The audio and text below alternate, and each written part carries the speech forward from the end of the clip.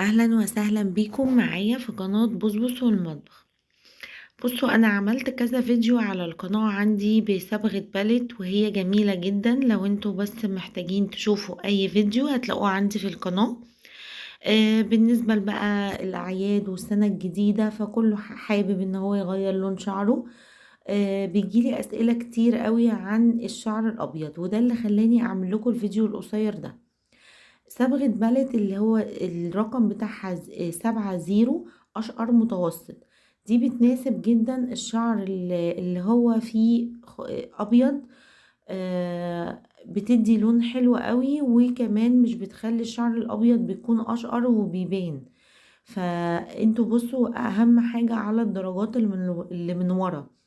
يعني ما تقوليش ايه انا عايزة الدرجة اللي هي صورة البنت اللي من قدام. اهم حاجة الدرجات اللي من ورا دي انت بتحددي لون شعرك ايه. يعني مثلا انا لون شعري اللي هو الاخير، فهيديني الدرجة اللي هي قدامها، مش اللي هي على العلبة. عشان تجيبي الدرجة اللي على العلبة لازم تحطي اكسجين وتفتحي شعرك وبعد كده تبتدي تصبغي بيها. وده طبعا بيكون مضر جدا للشعر، وانا مش بحبه ولا برجحه لاي حد.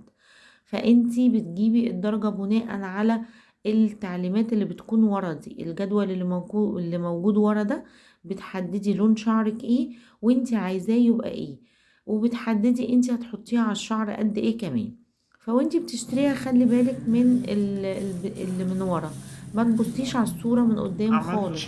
وهي بجد يا جماعة حلوة جدا، مش بتنشف الشعر ولا بتسقطه، وبتثبت برضو فترة كويسة. طيب، نيجي نعملها ازاي؟ بنفضي، بيكون في الأنبوبة بتاعتها. بفضي الأنبوبة خالص كده من الكريم نفسه.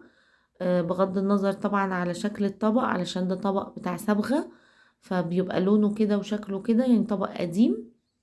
بتفضي العبوة اللي بتيجي، وعليها كمان الإزازة الصغيرة دي بتيجي معاها.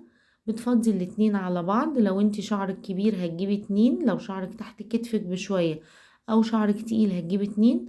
لو شعرك قليل يعني ومش كتير، رفيع او قصير، هتجيبي واحدة بس. وهتبتدي ان انتي تخلطي المكونين مع بعض. هي ما فيهاش اي حاجة، مجرد ان انتي بتخلطي الكريم مع الاكسجين اللي بيبقى جاي معاه دوا. تخلطيهم بس كويس قوي قبل ما تشتغلي. طب برضو بيجيلي اسئلة، انا ما عنديش فرشة صبغة زي دي، اعمل بايه؟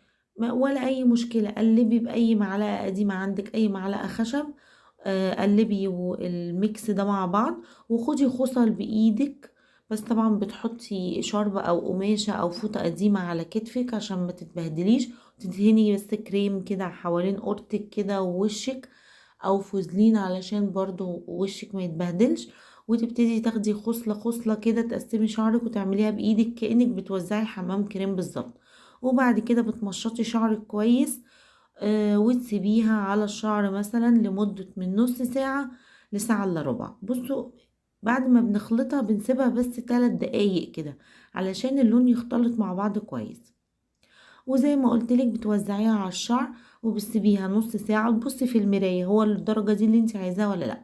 بس درجة 7 زيرو دي مناسبة جدا جدا للشعر الأبيض.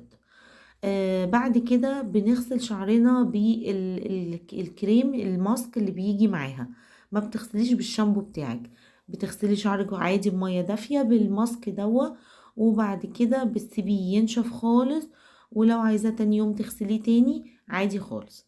بس ودي كده كانت صبغة بالت للشعر الأبيض. يا رب تجربوها وتعجبكم.